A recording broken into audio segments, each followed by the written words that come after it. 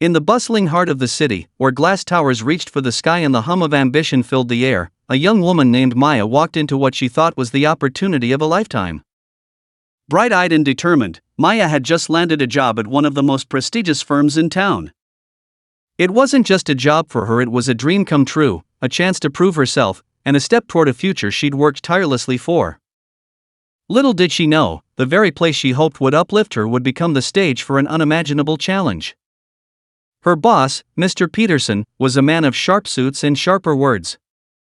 He had a reputation for being a tough leader, but there was an unspoken tension about him that only a few dared to acknowledge.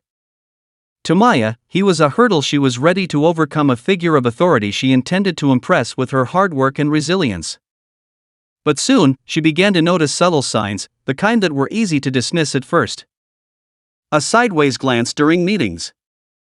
A pointed remark about her background that was brushed off as a joke. The way he seemed to ignore her contributions, even when her ideas sparked enthusiastic discussions among her peers. Maya wasn't one to back down easily. She poured her energy into her work, staying late, taking on extra projects, and earning the respect of her colleagues. But no matter how much she proved her worth, it seemed to make no difference to Mr. Peterson. Instead, his behavior grew colder, more dismissive, and at times, openly critical. Whispers around the office hinted at his history of targeting certain employees, but no one ever spoke up. Fear kept them silent.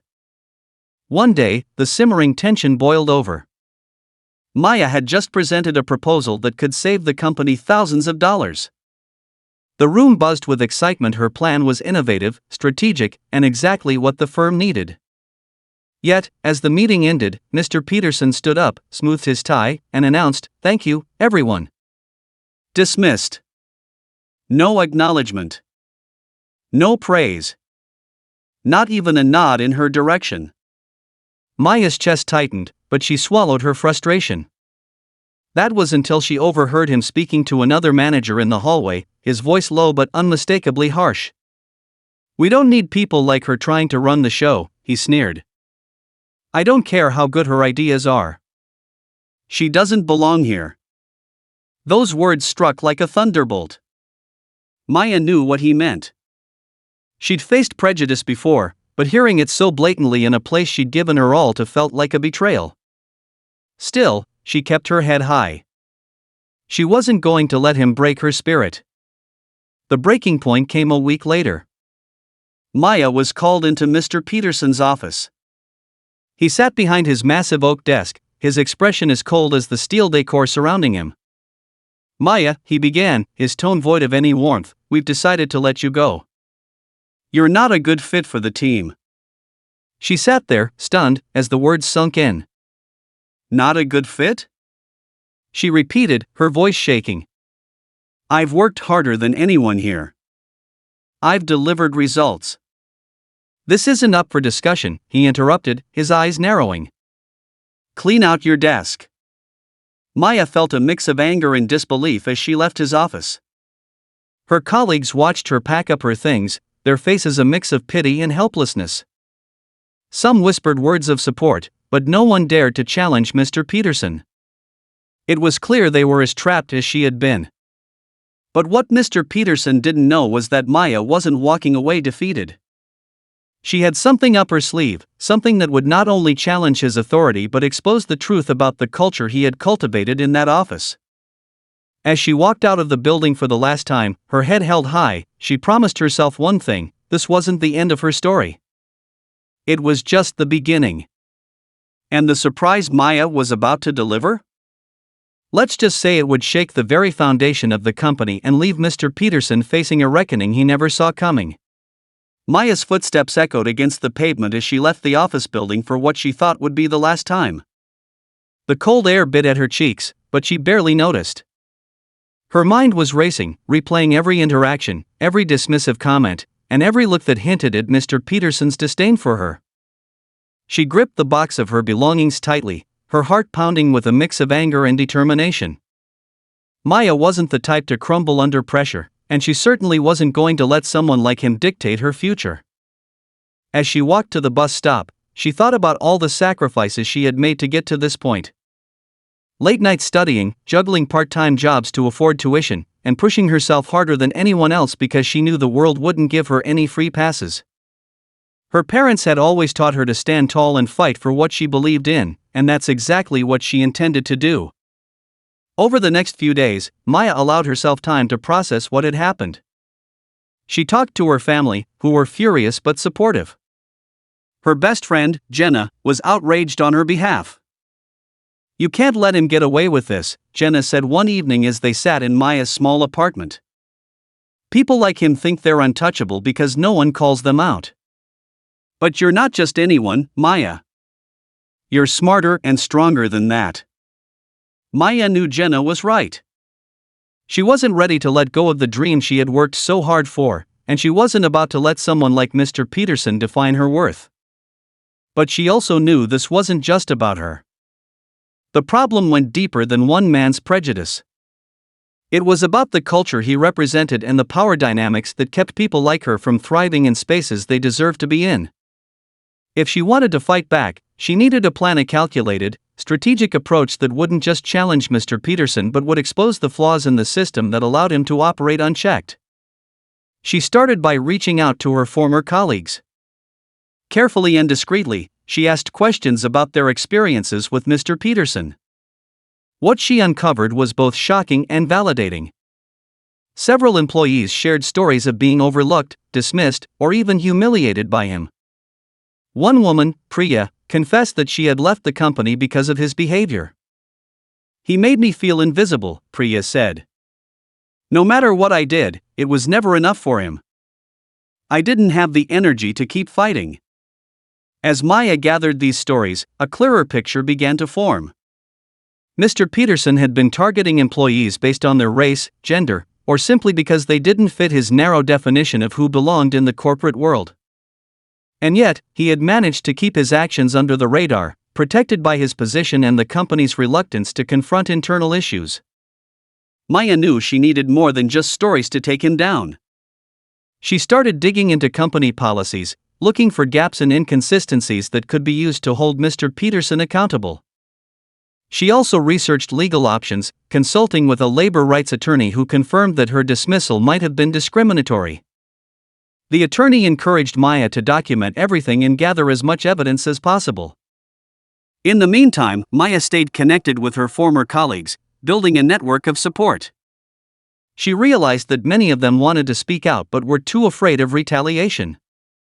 One day, while talking to a group of them over coffee, Maya said, "We're stronger together. If we come forward as a united front, they can't ignore us. We have the power to make a change not just for ourselves but for everyone who comes after us." The group hesitated, but one by one, they began to nod in agreement. Priya spoke up, her voice trembling but resolute. "I've been carrying this for too long. If we can stop him from doing this to someone else, it'll be worth it." With her network growing and her resolve strengthening, Maya started to think about the bigger picture. She didn't just want to hold Mr. Peterson accountable, she wanted to create lasting change.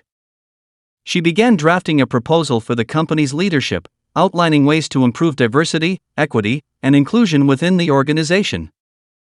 Her plan was bold and comprehensive, addressing everything from hiring practices to mentorship programs for underrepresented employees. But Maya knew she couldn't just hand over her proposal and hope for the best. She needed to make sure it would be taken seriously, and that meant shining a light on the culture of silence that had allowed people like Mr. Peterson to thrive.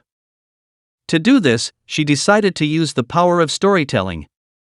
Maya reached out to a journalist who specialized in workplace discrimination. Together, they crafted an article that highlighted her experiences and those of her colleagues. The article didn't name Mr. Peterson or the company directly, but it painted a vivid picture of the toxic environment that had driven talented employees away. Maya and her colleagues shared their stories anonymously, their voices blending into a powerful chorus that demanded change. When the article was published, it quickly gained traction. Readers flooded the comments section with their own experiences of workplace discrimination, and the story was shared widely on social media. The company's leadership couldn't ignore the growing backlash. They issued a statement acknowledging the concerns raised in the article and promised to conduct an internal investigation. Maya knew this was just the beginning. The investigation would take time, and there was no guarantee that it would lead to meaningful change. But for the first time, she felt like she was part of something bigger than herself, a movement that was challenging the status quo and demanding accountability. As the days turned into weeks, Maya continued to fight. She attended community events, spoke on panels about workplace equity, and connected with other activists who were working to create more inclusive environments. Through it all, she kept her focus on the ultimate goal, not just to hold Mr. Peterson accountable, but to ensure that no one else would have to go through what she had endured. And yet, even as Maya's efforts gained momentum, she couldn't shake the feeling that the real battle was still ahead.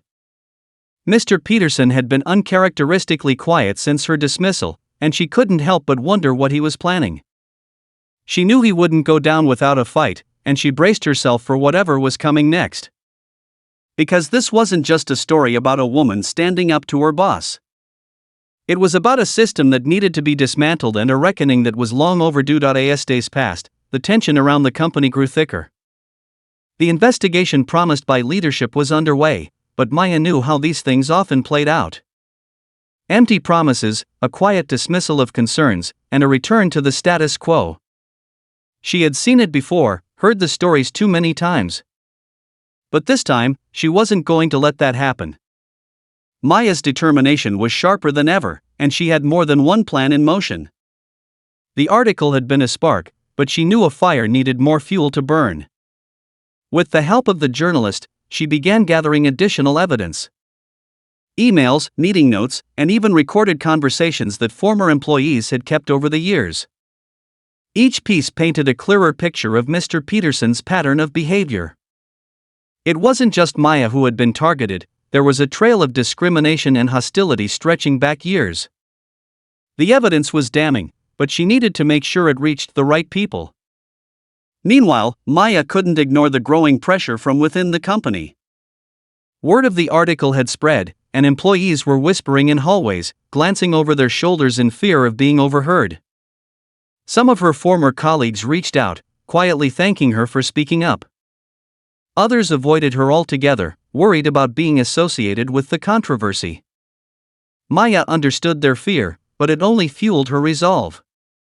She wasn't just fighting for herself anymore, she was fighting for all of them, for everyone who had ever been silenced. Mr. Peterson, on the other hand, had gone uncharacteristically quiet. For someone who thrived on control and intimidation, his silence was unsettling. Maya had expected him to lash out, to try to discredit her or spin the narrative in his favor. But instead, he had retreated into the shadows, leaving her to wonder what he was planning. It was almost as if he was waiting, watching, biding his time. The thought sent a shiver down her spine, but she refused to let it shake her. She couldn't afford to show fear, not now. One afternoon, while going through her notes, Maya received a call from an unknown number. She hesitated for a moment before answering, her heart pounding. On the other end was a woman's voice, quiet but steady. "Is this Maya?" the woman asked. "Yes, this is she," Maya replied, her voice cautious. "I read the article," the woman said. "I worked under Mr. Peterson years ago. What he did to me. I thought I was the only one." The woman, whose name was Elena, went on to share her story.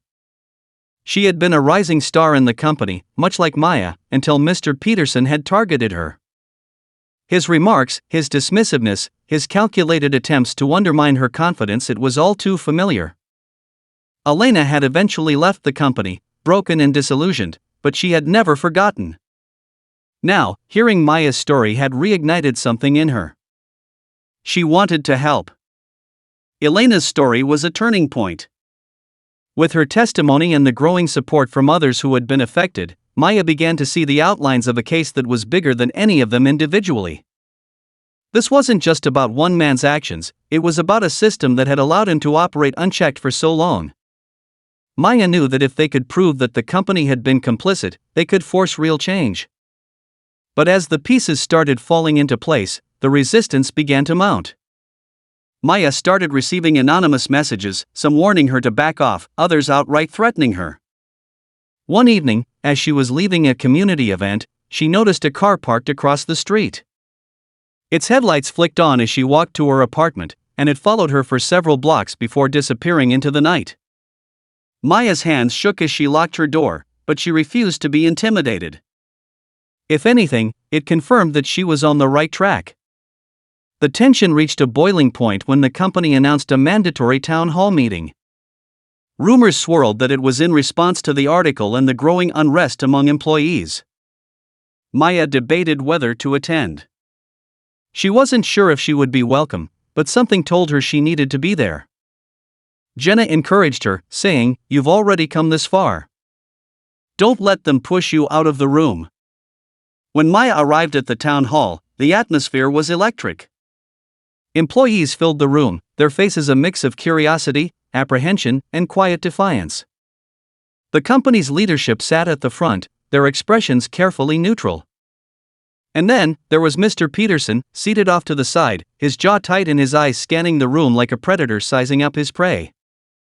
Maya felt his gaze land on her, but she refused to look away.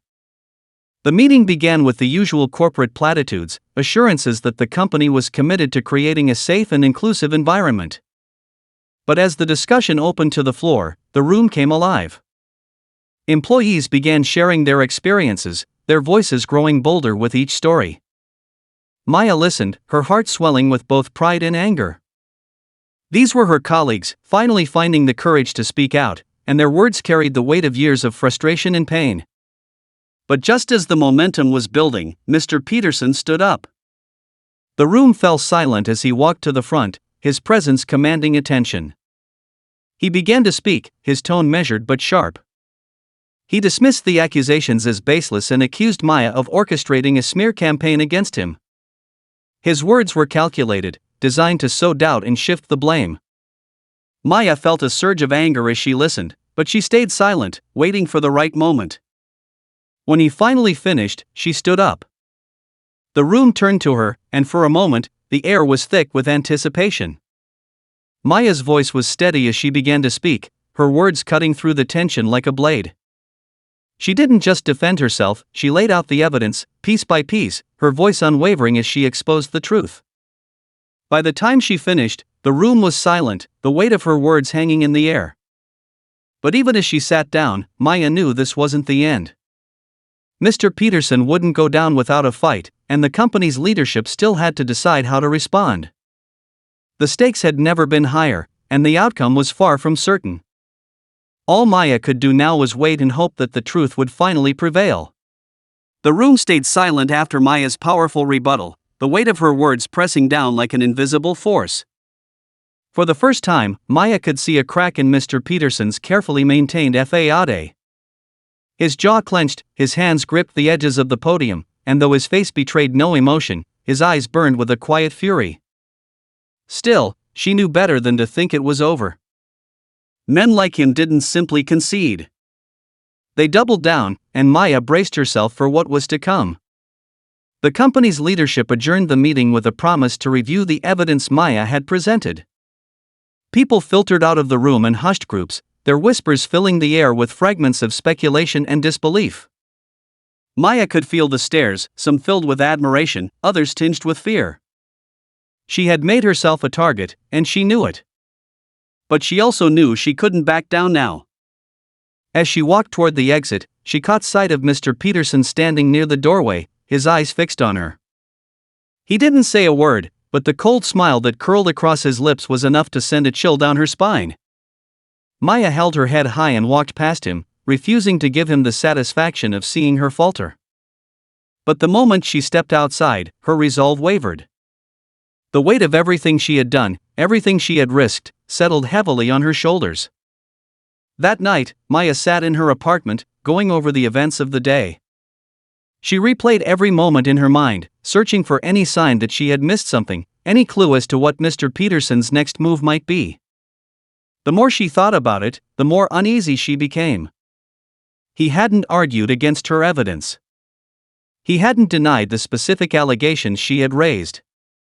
Instead, he had deflected, painting her as the villain in a carefully crafted narrative. And yet, he hadn't fought as hard as she expected. It was almost as if he was waiting for something. The next day, Maya received an email from a blocked sender. The subject line read, "Be careful who you trust." Her stomach twisted as she opened it. The email contained a single sentence, "Not everyone on your side is really with you." Below it was an attachment, a blurry photo of her meeting with the journalist. Maya's hands shook as she stared at the screen. Someone had been watching her. Someone knew about her plans. But who? The thought gnawed at her as she went about her day. She had trusted only a few people with her story, people she believed were just as committed to exposing the truth as she was. But now, doubt crept in, making her question everything. Could one of her allies have betrayed her? Or was this a scare tactic meant to throw her off balance? Either way, it was working. Later that evening, Maya decided to confront the journalist. She met him at a quiet CAF, the tension between them palpable. "Did you share anything about our meetings with anyone?" she asked, her voice low but firm. The journalist looked genuinely surprised. "No," he said. "Why would I? This story only works if we protect the sources." "What's going on?" Maya hesitated, unsure of how much to reveal. She didn't want to accuse him outright, but the photo had shaken her trust. "Someone sent me a photo of us meeting," she said finally. "I don't know who it was, but they're trying to scare me." The journalist leaned back in his chair, his expression darkening. "This isn't uncommon," he said. "When powerful people feel threatened, they'll do anything to silence those who stand against them. But Maya, you need to be careful. If someone's watching you, it means you're getting close to something big." His words offered little comfort. Maya couldn't shake the feeling that there was more to this than intimidation.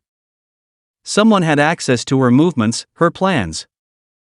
And if they were working against her, it meant the stakes were even higher than she realized. The next twist came when Maya received a call from Elena. Her voice was shaky, panic lacing every word. "Maya, I think someone's following me," she said.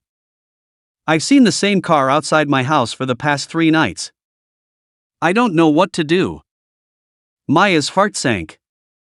"Elena, listen to me," she said, trying to keep her voice calm. "You need to document everything. Take photos, write down dates and times. If you feel unsafe, call the police." "I thought we were doing the right thing," Elena said, her voice breaking. "But now I'm scared. What if they're trying to silence us?" "They won't," Maya said firmly, though her own fear was beginning to creep in. "We're not going to let them intimidate us. We've come too far." But even as she said the words, Maya couldn't shake the feeling that they were walking a dangerous line. Mr. Peterson wasn't just a man clinging to power, he was part of a system that protected people like him. And if they were going to take him down, they would have to face the full force of that system. Maya began to piece together a plan, one that would force the company to act decisively. She started working on a public expose, one that would name names and lay out the evidence in a way that couldn't be ignored. But she knew the risks. If she pushed too hard, too fast, she could lose everything. And yet, the alternative, letting Mr. Peterson continue unchecked, was unthinkable. As she sat at her desk late into the night, the weight of the fight pressing down on her, Maya couldn't shake the feeling that the battle was about to reach its breaking point. And when it did, there would be no turning back.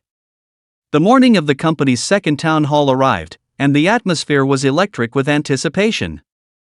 This time, the leadership had promised to address the findings of their investigation and lay out their next steps. Maya knew this would be her moment, one last chance to confront Mr. Peterson and the system that had allowed him to thrive. But she also knew she wasn't walking in blind. Her public expose was ready to go, scheduled to publish online at noon, right in the middle of the meeting. As employees filed into the auditorium, Maya took a seat near the front, her heart pounding. She could see the unease in the room, the way people whispered in clusters, glancing toward the stage where the leadership sat. Mr. Peterson was there too, seated at the end of the table, his expression unreadable. But his silence wasn't what unnerved her, it was the small, satisfied smirk he wore, as if he already knew how this would end. The meeting began with the company's CEO addressing the crowd, his tone carefully measured.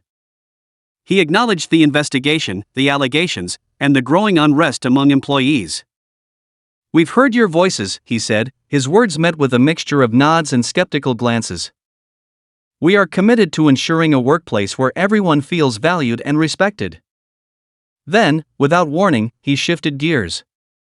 However, the CEO continued, "Recent events have also brought to light concerning behavior from certain individuals who have sought to undermine this company's reputation through misinformation and divisive tactics."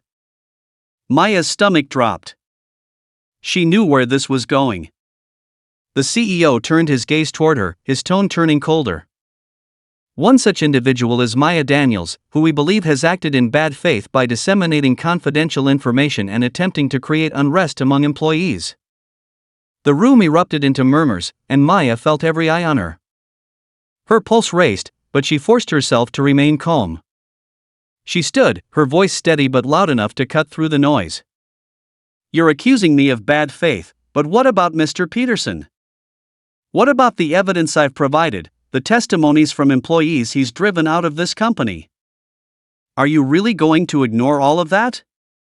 The CEO's expression hardened, but before he could respond, Mr. Peterson stood. His smirk was gone, replaced by a look of cold triumph. "Maya," he said, his voice dripping with condescension, "you've always been ambitious, but there's a fine line between ambition and sabotage. The truth is, you've been looking for someone to blame for your shortcomings, and you chose me." Maya's hands clenched into fists at her sides, but she didn't waver.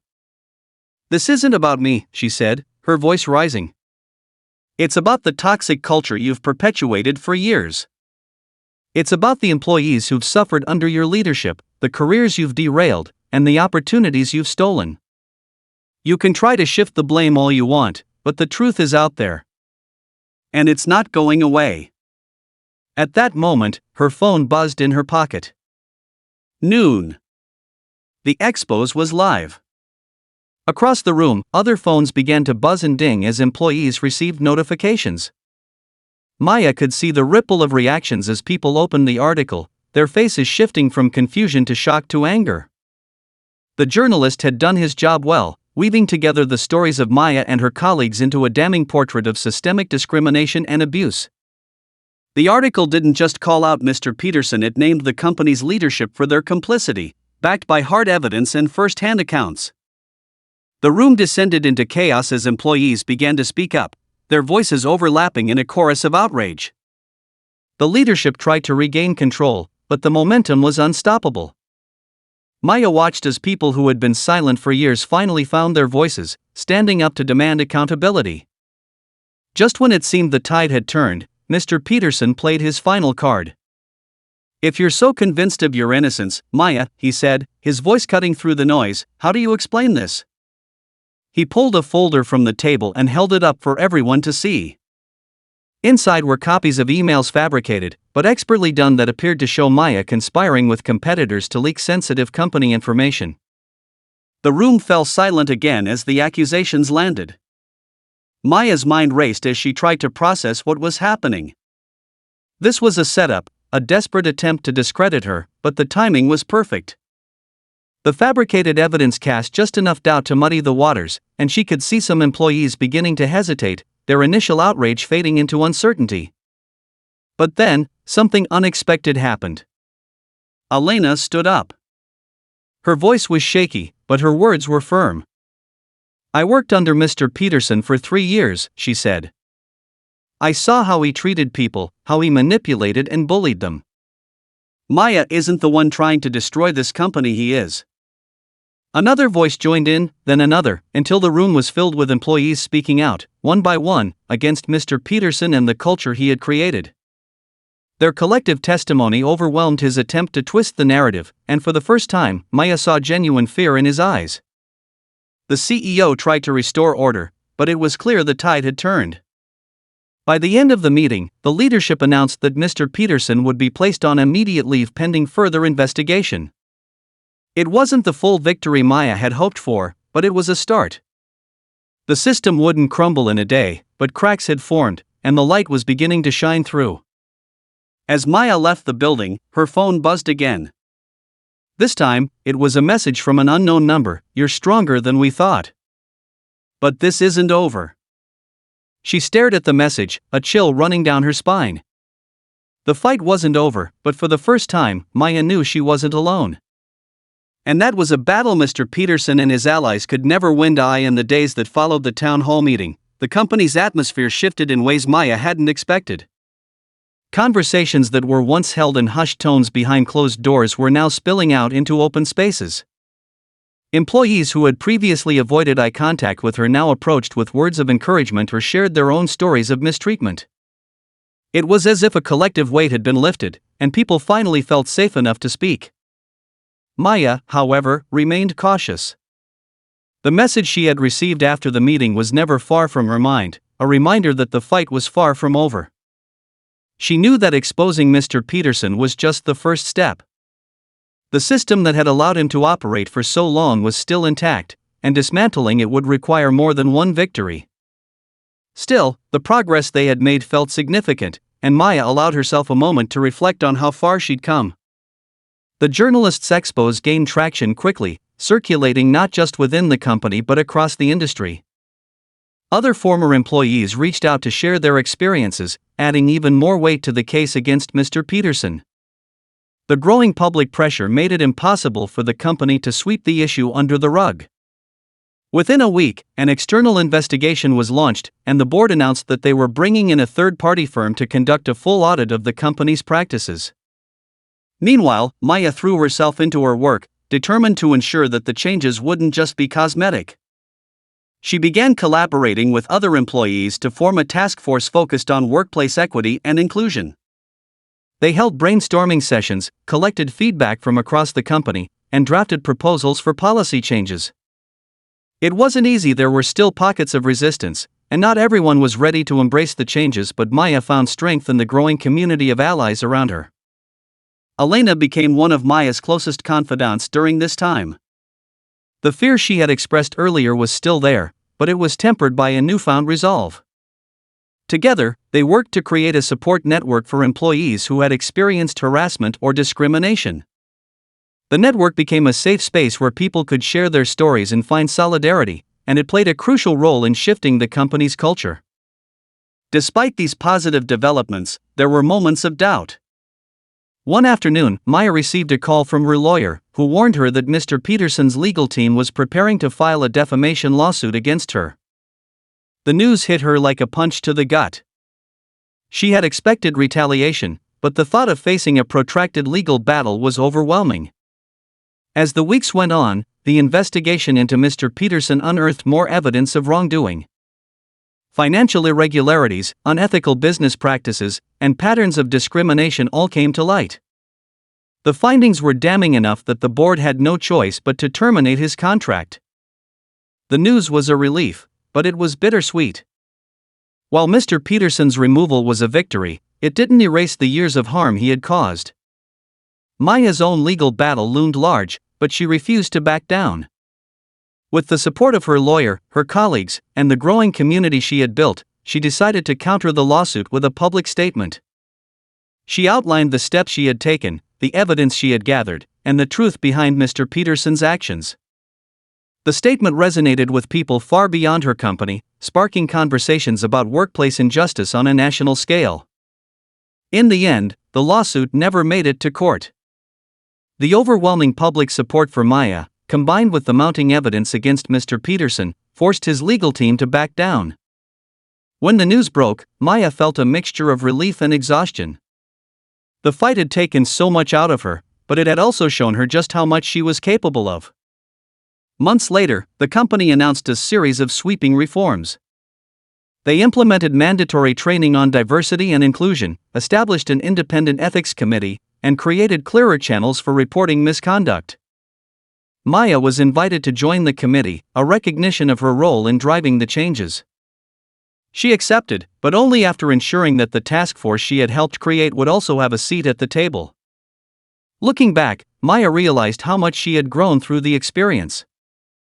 She had started out feeling powerless, unsure if her voice would make a difference. But step by step, she had built a movement, one that was bigger than herself. The fight had been painful and exhausting, but it had also been deeply rewarding. As she sat in her apartment one evening, scrolling through messages from colleagues and strangers who had been inspired by her story, Maya felt a deep sense of fulfillment. She thought about all the people who had stood by her, the ones who had shared their stories, and the ones who had found their courage because of her. They were the reason she had kept going, even when it felt impossible. The final twist came when Maya received an unexpected email from the CEO. He thanked her for her courage and acknowledged the mistakes that had been made under his leadership. He offered a heartfelt apology, not just to her but to all the employees who had been let down by the company's failures. While Maya remained skeptical of his motives, the gesture felt like a step in the right direction. As the months turned into years, Maya continued her work as an advocate for workplace justice. She spoke at conferences, wrote articles, and mentored young professionals who were navigating their own challenges. The fight was far from over, but she knew that change was possible because she had seen it happen. And while the scars of the past remained, they served as a reminder of what she had overcome. Maya had faced the worst of what the system could throw at her, and she had emerged stronger. Her story was proof that even in the face of overwhelming odds, one voice could make a difference. And as she looked toward the future, she knew that the fight for justice was one she would never stop pursuing.